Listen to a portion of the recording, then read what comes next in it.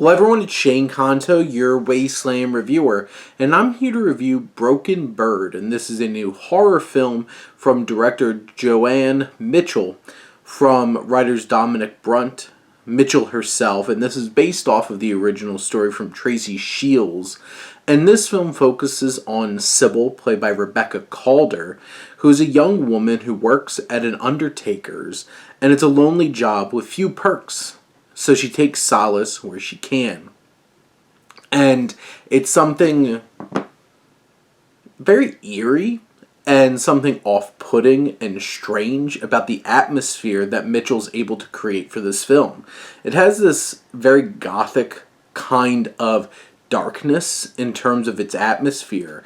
It's not what you would historically consider horror. There's not a lot of scares, but there are unsettling occurrences throughout the film that are sprinkled throughout. I do feel like the narrative's a little too loose and a little messy, and it bounces around between a lot of different characters and threads that sometimes it feels a little too unfocused when you have such a defined character like Sybil sitting there at the center of it. You have this dynamic that she has maybe this connection brewing with this man from a museum. You have this woman who experienced a tragedy in terms of losing her son.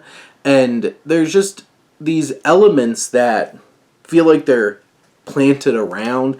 Even the Undertaker, played by James Fleet, has his own dynamics. And the narrative feels a bit too scattered, but when it's creating atmosphere and you have somebody like Calder who's really bringing this strange and uneasy performance together as this young woman Sybil in this lonely, disconnected experience, there's a lot of shocking moments, and there's moments, a lot of them are what Sybil is seeing inside of her head, that'll put you on edge and be like, holy crap.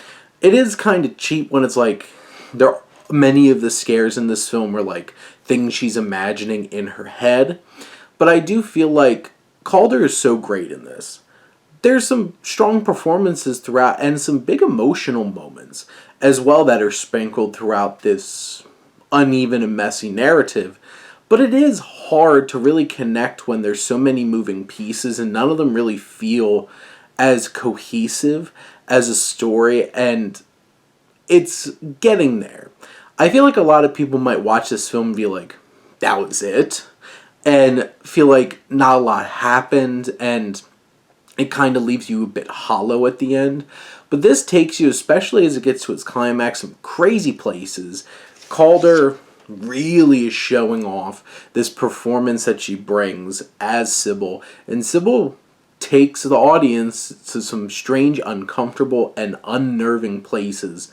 And this film certainly gets wild as it progresses, and I feel like that slow burn, that bouncing around, might be a turnoff for many, but if you can hone in and click into this atmosphere, I think it's a worthwhile experience.